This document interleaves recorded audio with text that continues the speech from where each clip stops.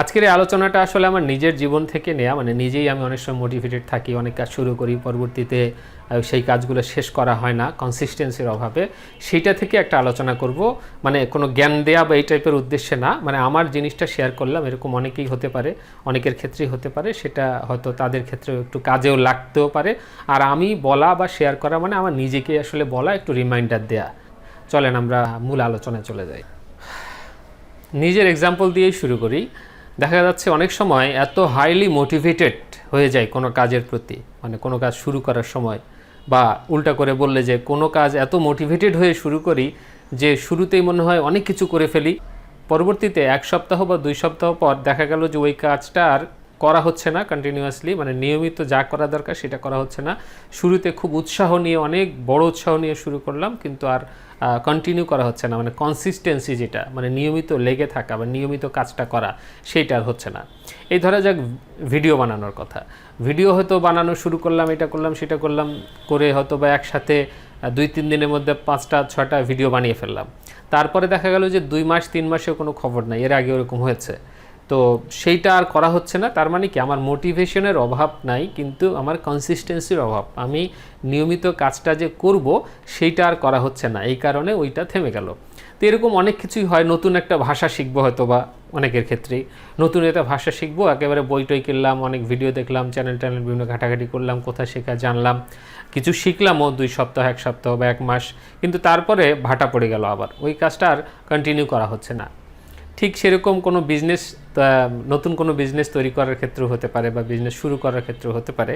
তার মানে বিষয়টা হলো আমাদের কোনো কিছু শুরু করার সময় যে মোটিভেশন লেভেলটা থাকে, সেইটা কেন জানি সব সময় থাকে না বা পরবর্তীতে থাকে না। সুতরাং মোটিভেশন হলো খুব আপ ডাউন করে একটা, এরকম একটা জিনিস, মানে খুব ইমোশনাল ফ্যাক্টর থাকে, এক্সটার্নাল ইন্টারনাল অনেক ফ্যাক্টর মোটিভেশনকে প্রভাবিত করে। মানে ইন্সপিরেশন, মোটিভেশন, এই যে আমাদের উৎসাহ, উদ্দীপনা, প্রেরণা, যাই বলি না কেন এই জিনিসগুলো আমাদের আপ ডাউন করে।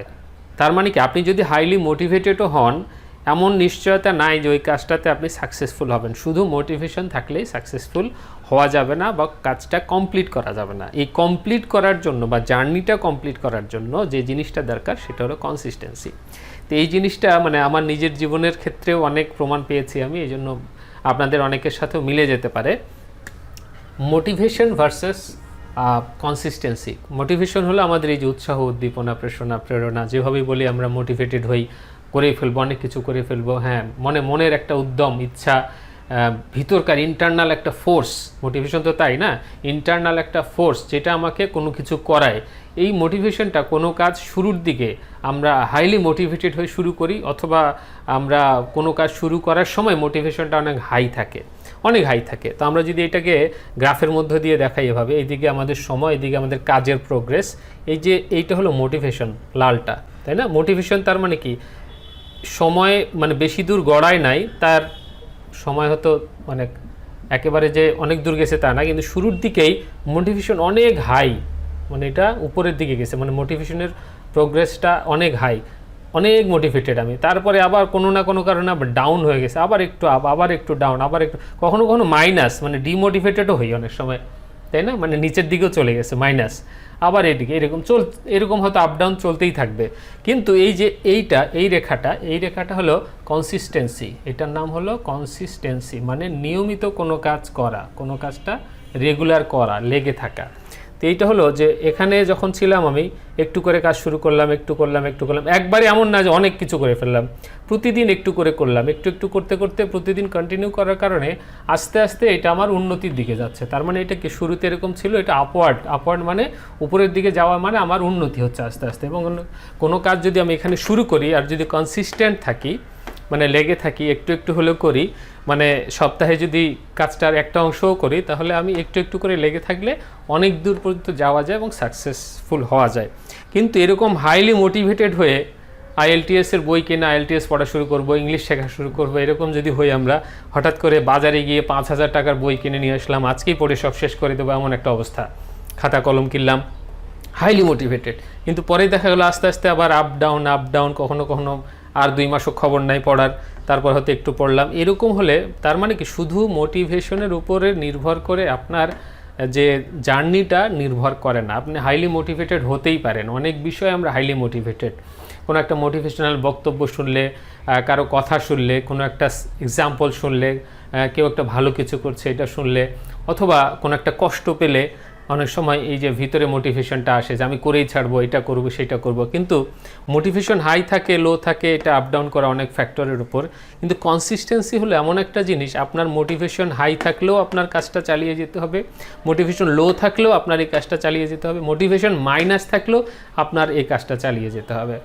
আমরা তো যারা চাকরি করি তারা অফিসে যাই প্রতিদিন, তাই না? মানে অফিস ডেগুলোতে তো যেদিন একটু খারাপ লাগে সেদিনও অফিসে যেতে হয়, যেদিন একটু ভালো লাগে সেদিনও অফিসে যেতে হয়, ওয়েদার একটু খারাপ থাকলেও আমাদের অফিসে যেতে হয়, ইচ্ছা করছে না আজকে অফিসে যেতে তাও যেতে হয়, দাওয়াত কোথাও হয়তো বা খাওয়া দরকার সেক্ষেত্রেও অফিসে যেতে হয়, একটু আগে আসি সেটা আলাদা হিসাব, কিন্তু অফিসে যেতে হয়। তার মানে এই অফিসে যাওয়াটা আমাদের কনসিস্টেন্সি।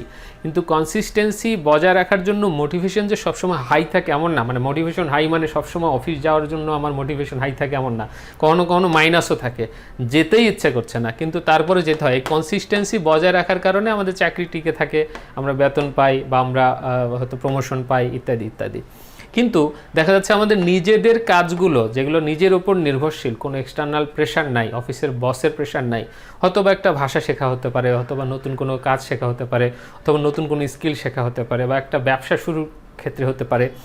এখন আপনি যদি এই হাইলি মোটিভেটেড হয়ে ব্যবসা শুরু করে ট্রেড লাইসেন্স করলেন, কাগজপত্র ঠিক করলেন, তারপরে ইত্যাদি ইত্যাদি করলেন, বাসা ভাড়া অফিস ভাড়া নিলেন, বা দোকান হলে দোকান ভাড়া নিলেন, কিন্তু তারপরে দেখালো দোকান ভাড়া নিয়ে মোটিভেশন লো, চুপ করে বসে আছেন, মানে মালামাল উঠানোর কোনো খবর নাই।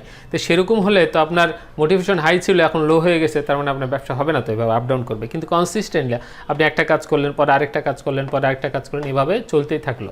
সুতরাং স্কিল ডেভেলপমেন্টের ক্ষেত্রে আমাদের এটা খুবই জরুরি। মোটিভেশন হাই থাকে এখনই জাপানিজ ল্যাঙ্গুয়েজ শিখে ফেলবো, কারণ জাপানিজ ল্যাঙ্গুয়েজ শিখলে আমার জাপান যাওয়াই সুবিধা হবে, জার্মান শিখে ফেলবো, অনেক হাই IELTS করে ফেলবো, IELTS করলে বিদেশে যাওয়া যাবে, স্কলারশিপ পাওয়া যাবে ভালো ভালো জায়গায়, অনেক হাই। কিন্তু আমি কনসিস্টেন্টলি 10 মিনিটও পড়াশোনা করি না। প্রতিদিন যদি 10 মিনিট ইংলিশ পড়ি বা 10 মিনিট ইংলিশ পড়ি বা শুনি, এটার সাথে লেগে থাকি, তাহলে কিন্তু আমার ইংলিশ রিলেটেড যে কোনো ধরনের পরীক্ষায় আমি ভালো করার সম্ভাবনা থাকে। সুতরাং আমি কনসিস্টেন্সি বজায় রাখি না। আর আমার যেটা কাজ করে যে মোটিভেশন, এইটা হলো মোটিভেশন, এটা আপ ডাউন করার কারণে আমার মোটিভেটেড হওয়া সত্ত্বেও কাজটা জার্নিটা কমপ্লিট হচ্ছে না, আমি কাজটা করতে পারতেছি না। সুতরাং মোটিভেশনের উপরে শুধু নির্ভরশীল হওয়া যাবে না। মোটিভেটেড থাকলে তো অবশ্যই প্লাস পয়েন্ট, মোটিভেশন ছাড়া তো কোনো কাজই হবে না। কিন্তু অনলি মোটিভেশন হলে কাজ হবে না, কমপ্লিট হবে না কাজটা হয়তো শুরু হবে, শুরুর ধাক্কাটা হয়তো জোরে দিবে মোটিভেশন, কিন্তু কাজটাকে কন্টিনিউ করার জন্য আমার কনসিস্টেন্সি দরকার। হয়তো কাজটা আমি শুরু করলাম কিন্তু কাজটা আর শেষ করতে পারবো না, এরকম ঘটনাই ঘটবে। এবং আমাদের জীবনে লক্ষ্য করলে দেখা যাবে যে আমাদের বেশিরভাগেরই অনেক এরকম ঘটনা ঘটেছে যে অনেক উৎসাহ উদ্দীপনা নিয়ে অনেক কাজ আমরা শুরু করেছিলাম, কিন্তু মোটিভেশন ছিল, কিন্তু পরে আবার কমে গেছে। কিন্তু কনসিস্টেন্সি, প্রতিদিন 10 মিনিট করে ওই কাজটা করলেই হয়তো কনসিস্টেন্টলি লেগে থাকলে কাজটা সফল হওয়া যেত। কিন্তু এই জার্নিটা কমপ্লিট হয় নাই শুধু কনসিস্টেন্সির কারণে, মোটিভেশনের আসলেই কোনো অভাব ছিল না। সুতরাং একমাত্র মোটিভেশনের উপর নির্ভর করা যাবে না, কারণ মোটিভেশনের সাথে অ্যাকশান জড়িত নাই। মোটিভেশন হলো শুধুই মোটিভেশন, আমার করার ইচ্ছা, প্রবল ইচ্ছা, অ্যাকশান নাই। আর কনসিস্টেন্ট হতে গেলে কনসিস্টেন্সির সাথে এইটার সাথে বরাবর আমাদের অ্যাকশান জড়িত। মানে অ্যাকশান না থাকলে তো আপনি তো মানে কনসিস্টেন্ট হতে পারবেন না, কারণ 10 মিনিট হলেও আপনার অ্যাকশান লাগবে। 10 মিনিটের পড়া, 10 মিনিটের কাজ, 10 মিনিটের জানাশোনা, 10 মিনিটের ঘাটাঘাটি, এইটা হলে আপনার অ্যাকশান জড়িত। তাহলে অ্যাকশান, ছোট ছোট অ্যাকশান, আপনি কনসিস্টেন্ট। কিন্তু অ্যাকশান নাই, কিছু নাই, আপনি হাইলি মোটিভেটেড, আপ ডাউন করবে, কোনো কিছু লাভ হবে না শেষ পর্যন্ত। সুতরাং মোটিভেটেড হব, মোটিভেটেড থাকবো, এটা ভালো কথা। সাথে কনসিস্টেন্ট না থাকলে জার্নিটা কমপ্লিট হবে না এবং সাকসেসফুল হওয়া অনেক কঠিন বা অসম্ভব।